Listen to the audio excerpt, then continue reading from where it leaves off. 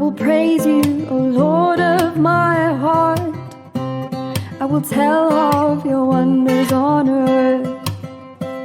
I'll be glad and rejoice in your life. Sing praise to your name, O Most High. But if you haven't noticed by now, it is King's Kids Week time. This is definitely my favorite time of the year because I love to see how church happens.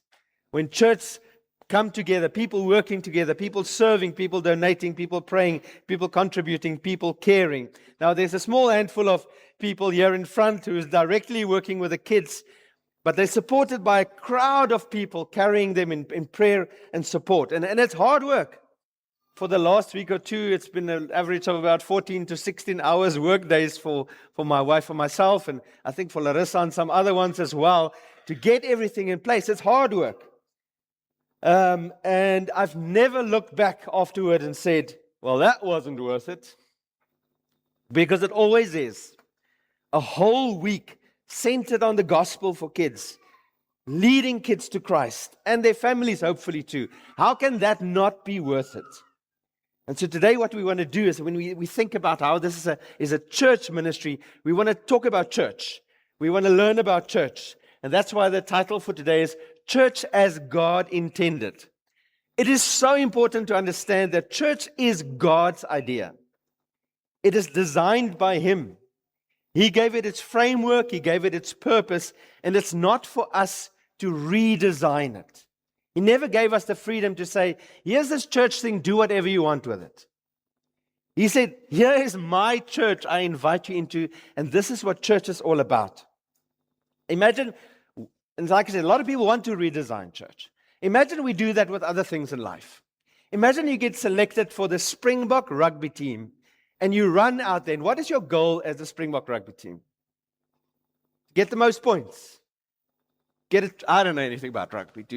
Get wickets. I don't know. So yeah. Your goal is to win. Now imagine you run onto the field and you go, guys, have you noticed there's a lot of beautiful green grass around us? Why don't we plant something? They're going to go, no. You're missing the point of why we are here. But so many people do that with church as well. Oh, well, we're a lot of people together. Maybe we should spend our time doing this. And God is saying, I've already decided what you need to be spending your time on. So my prayer for today is that today's message will be encouraging for some where you are doing church. And it's not always easy. There are some hard times, but you keep on doing God's church. You keep on being God's church. Now, my prayer is also for some, it might be a learning experience. You've never known that God has His design that we need to follow. But I think for some, it's also going to be challenging, maybe upsetting, because you know God says this about church, but you're not involved. You choose not to be involved or do church as God intended. So we're going to go right back to where church started. I don't have my clicker, sorry. We are going to go right back where church started. You can open your Bibles to Acts 2, verse 36.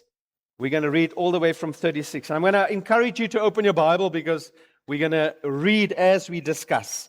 Acts 2, verse 36 to... Let's go to the next slide, Aiden, please. Okay.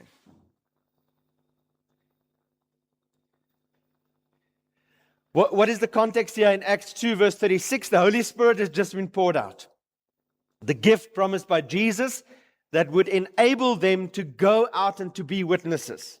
So they are finally empowered not to just keep what they received to themselves, but now they're empowered to take it into the world, to take it to other people.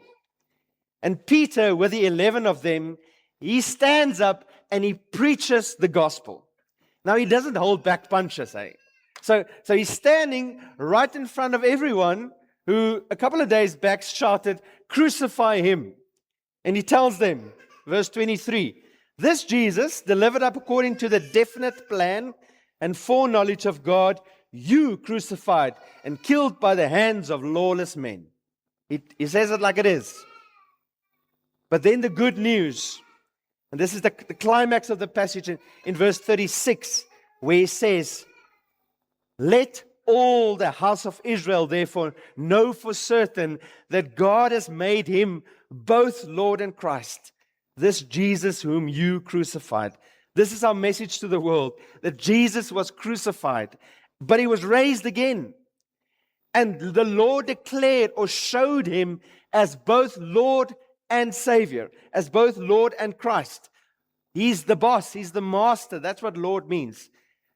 God has shown you through everything that happens here, there's only one person in this world that deserves the right to be the boss. That's Jesus. But he's also the Messiah, the anointed one, and by implication, the only Savior. Now, this is our message in King's Kids Week.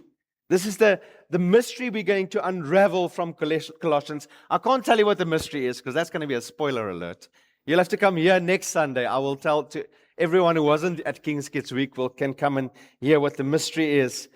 But this is the challenge that Peter now puts in front of them. He says, God has shown you now who Jesus is. What are you going to do? And in verse 37, now when they heard this, they were cut to the heart and said to Peter and the rest of the apostles, brothers, what shall we do? They're ready to accept the gospel. Can you see there was no manipulation? There was no peer pressure.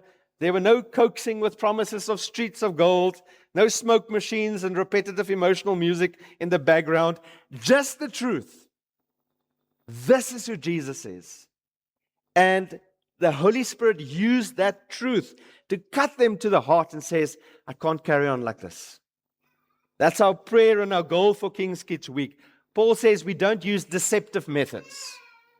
We don't trick the kids into, if you put up your hand now, you can say this little prayer, and then you become a Christian, and it's going to be amazing because you're going to live in a mansion one day, and you're going to walk on the road, and all your problems are going to go away, and every friend. Now, that's lies. That's not lies, all of it, but deceptive. We tell the kids that you need Jesus. You need him. Not you want him, you need him.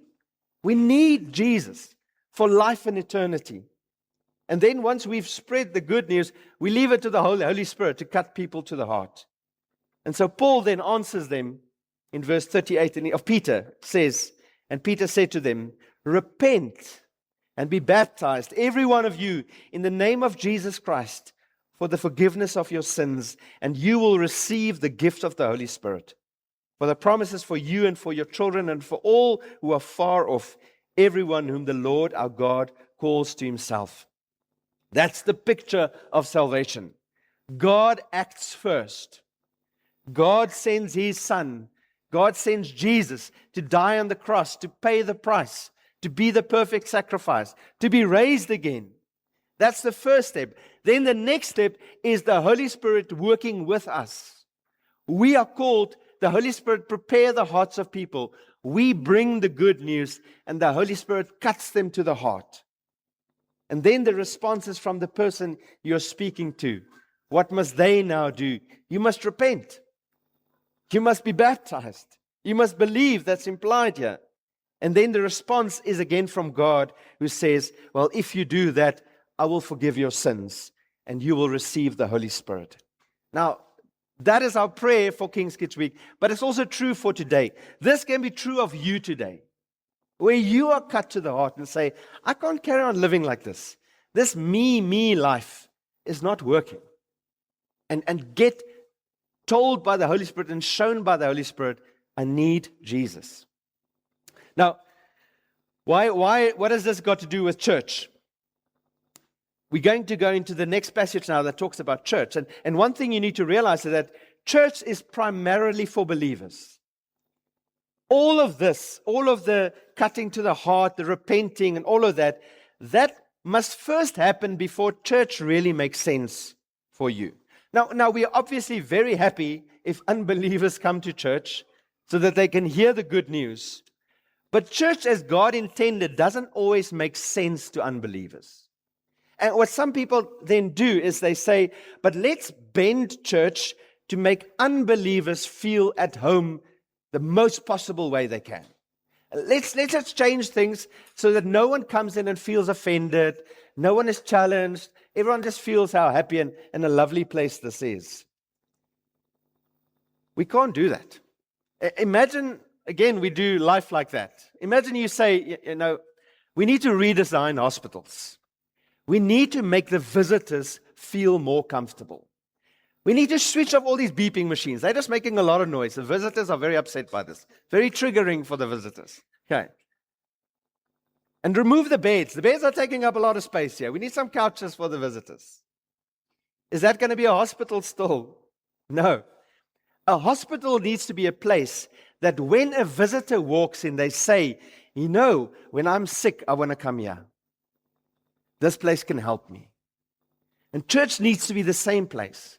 When someone who is far away from God come in, and even if they don't understand it, the Holy Spirit will reveal to them, this is the place where you're going to find salvation. This is where you're going to hear about me. So now we carry on in verse 40. And with many other words, he bore witness and continued to exhort them, saying, save yourselves from this crooked generation. Now that's an interesting phrase. Save yourself from this crooked generation. Your Bible might have it a bit different because in the Greek, the middle voice and the passive voice looks exactly the same. So it's either be saved or save yourselves. But from the context, and most translators will translate this as save yourself. So this is definitely something more than justification. We've dealt with justification. We've dealt with that step to become a child of God, where you are cut to the heart, you repent. This is now something more, and we're going to see it from the rest of the context. This is something where he says, you need to now make sure that you are going to be different than this world. That doesn't happen in justification, where you're suddenly pulled out of this generation and you sit on a cloud away from everyone else. He says, now that you are saved, save yourself from this crooked generation. So it's a further call to be different. How? And then the next verse answers that question. So those who received the word were baptized and were added that day, about 3,000 souls. So they were baptized, but something more. They were added. Now added to what? Very clear from verse 47.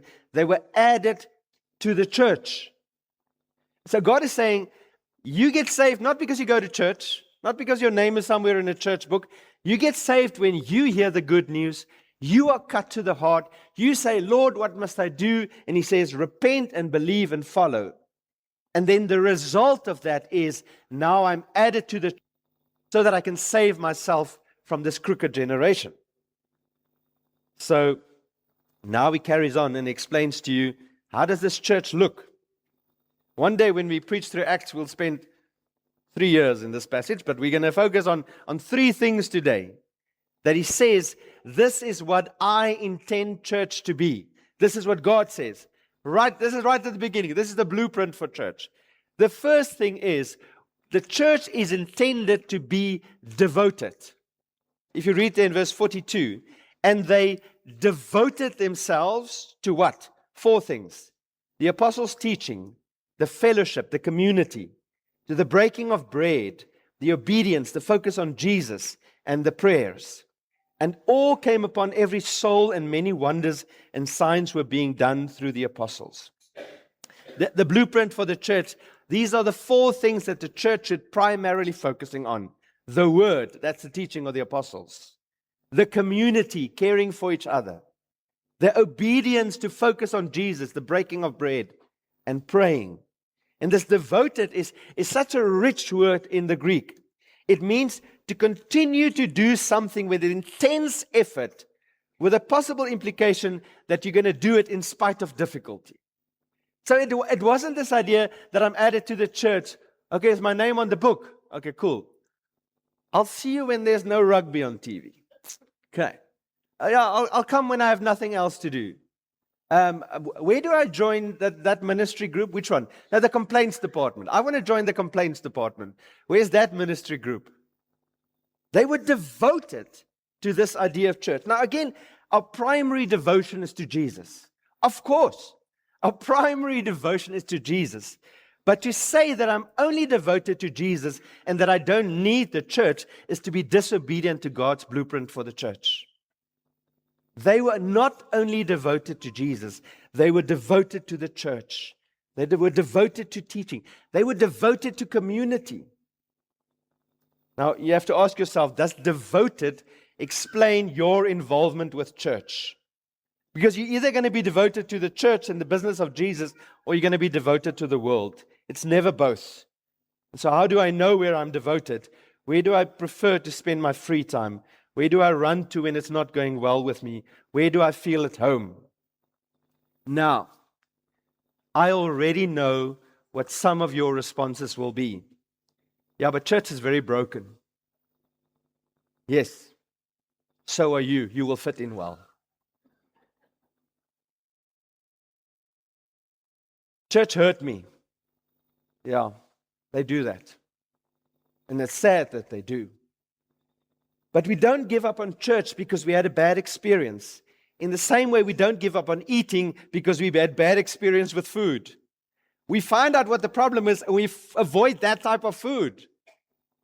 Not avoid church. You must realize that Satan always most fiercely attacks God's best plans. The fact that Satan is so actively trying to make church look bad is because he knows he cannot stand against a church that lives as God intended. So yes, church is never perfect. If you doubt that, please read the next couple of chapters in Acts. Right in the beginning, you're going to come across liars and moaners and racists. They're all there. But how did the rest of the church respond in the light of the moaners and the liars and the racists? They devoted themselves to church, to Jesus and the church. Not because church was perfect, but because church is God's plan, God's solution, in spite of Satan's attack. The solution to a broken church is not no church, it's a healthy church. So again, are you devoted to your church?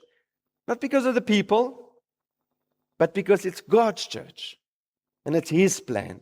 And you see what happens when you start doing that. Awe, that fear of the Lord come over you. Do you want a deeper, fuller experience of God? Devote yourself to church. Do you want to see more miracles in your life and around you? That was the result of devoting themselves to church. So the first thing, intended to be devoted.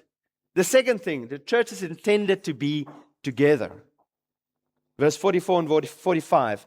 And all who believed were together and had all things in common. And they were selling their possessions and belongings and distributing the proceeds to all as any had need. The next part of God's intended plan for church is that we intended to be together. We intended to be a community. We intended to care for one another. Now, does that mean they all moved into a commune and started practicing socialism? Is that what he's saying? Not at all. And we know this from the story of Ananias and Sapphira, which is 3 chapters on. When Ananias and Sapphira lies about the land that they sold, Peter tells them, it was your land. You could do with it whatever you want. No one told you to sell it. So it's not communism. It's not socialism. It's community. It's being together. It's caring for one another. They started to see their primary identity not as an individual or me and my close family, but as something larger. My identity, these people. And they had all things in common. They shared things. Someone once asked, he looked at the church and he said, why do all of you own a lawnmower? Are you all mowing lawn at the same time? Can't you share? And that's just one example. Why is it that in the Western world we are so individual? We want my things. No one must touch my things. It's me and my things. We struggle with this in our Western belief. This idea of together. This idea of community. It's interesting to note that if you look at how nations eat together, it's only the Westerners that do individual plating. You know what I mean by that? So you get a menu, I'm going to have the chips, don't touch my chips. It's my chips. Okay. What do all other communities do? There's food in the center and we share. Westerners are, don't touch my stuff. Me is the most important to me, not us. We like to build walls around our houses. We like doorbells with those loergaatjies. I see, am I going to open the door or not for you? We like to drive in our own cars. We don't do public transport. And if we do include others, we hand select very good friends that I'm going to include in this. That's not church. Church is a community of radically different people called together because we have the same master. We are different and we accept the fact that we are different. Now the question is, do you see church as your community? I've had very diverse responses from people who join our church. I have people come to me and they say, this church is so cliquey. This church is so closed. They're so unloving. And then I have other people come to me and they say, you know what? This church is so caring. This church is so accepting. What is the difference? The difference is the second group, when they come to church, they make an effort to come drink tea. They introduce themselves to people. They join a Bible study. They look out for ministry opportunities. They speak to the people around them, and they find a crowd that loves them. The first group sit at home and wait for the pastor to visit. It's not about being an introvert or an extrovert. It's about together. It's about caring for one another. Imagine you go and you visit your family and you sit in your room all day long. That's rude. You're visiting your family. You're not here to live your own little happy life focusing on your things. Imagine the family says, we're going to the beach now. Oh, I don't do sand. Oh, no. Sand on my feet is just not. Come on, let's all do the dishes. Now, I'm sure we can find someone else to do that. That's not getting community, family.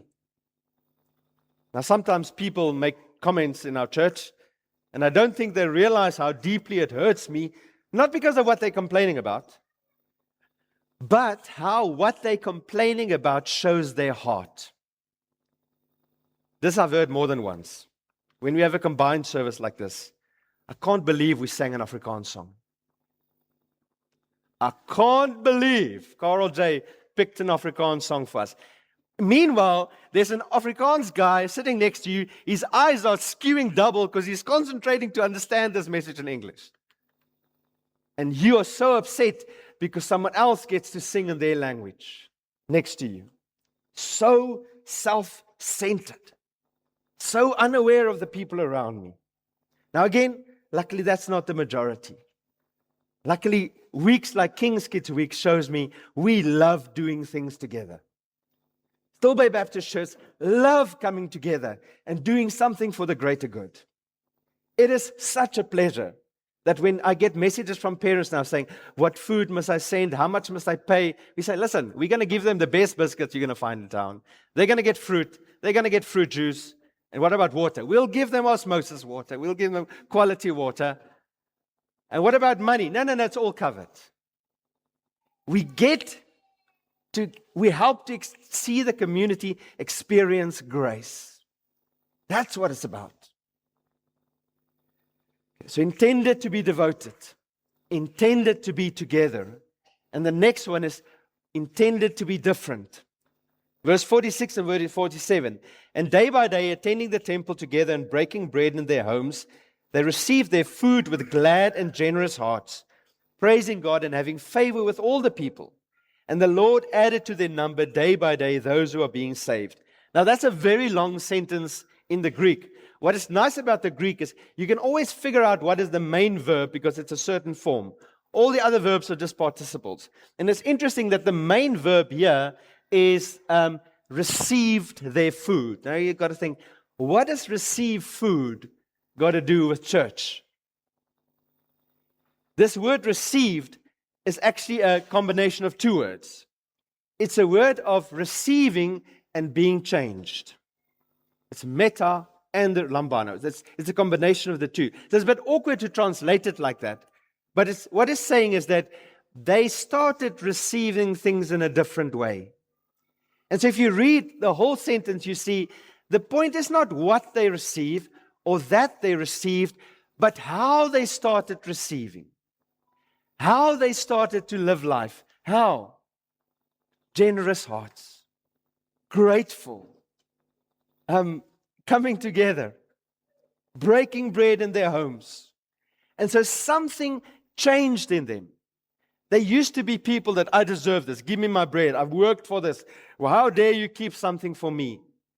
And the Lord put them in a community where they were just so thankful to be together and to do this together, and the fact that I have bread to eat. That reminds us of the verse where it says, save yourself from this corrupt people. The world is nasty. The world is ugly. But church gets to be a community where we care and we become different. Different than the world. And what is the result of this? They started praising God. It doesn't start there. We spoke about it a week or two ago. Music doesn't get church going. Music isn't the thing that gets the emotions going so that you feel spiritual. Music is the result of being spiritual. And because they devoted themselves to all these things, because they were living in community, because they were changing, what starts happening? They started praising God. Singing in a true church is always a result of what you are doing. The next thing, they had favor with older people. The community started seeing, you're not like the corrupt world. There's something different about you.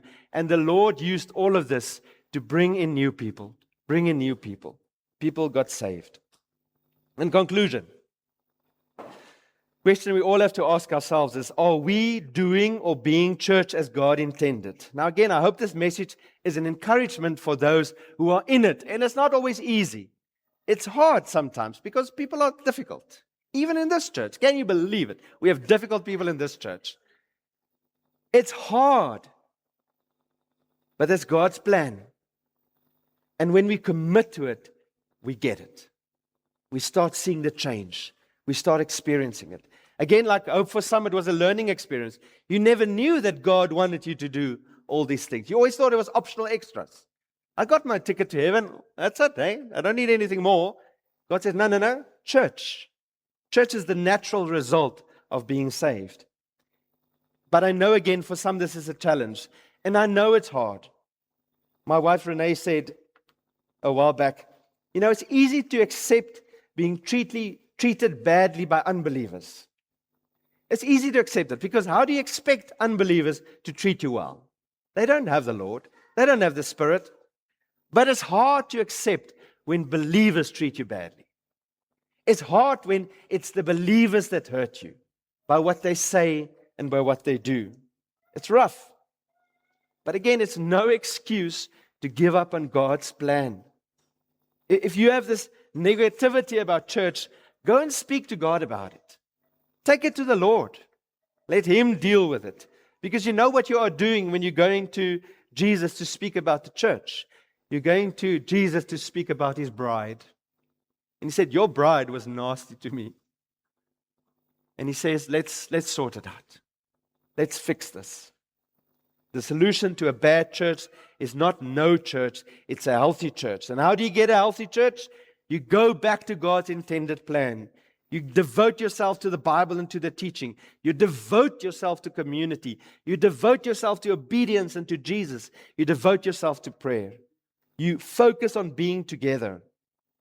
One of the tests is if you're in this church and someone spoke about King's Kids Week, did they say, yeah, they are doing King's Kids Week, or did you say we are doing King's Kids Week? That's a good test, whether you understand that you're part of this. And then be different. We are empowered to be different. We are empowered to be better.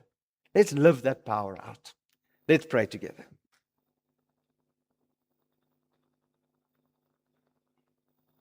Lord, thank you for your word that is not us coming and sitting and figuring out what would be the best for church, using all our Christian wisdom to build a plan, but that we can just listen to you. We can just follow your plan. Lord, I know in our Western society it is hard. So a lot of these things don't sit well with our natural inclination. But Lord, destroy our natural inclination if it's against your word. Make us who we intended to be. Make the church what you intended it to be. Lord, thank you that church is a gift. Church is a gift that when we are struggling, someone will help. When we are down, someone will pick us up. When we are strong, we can help others.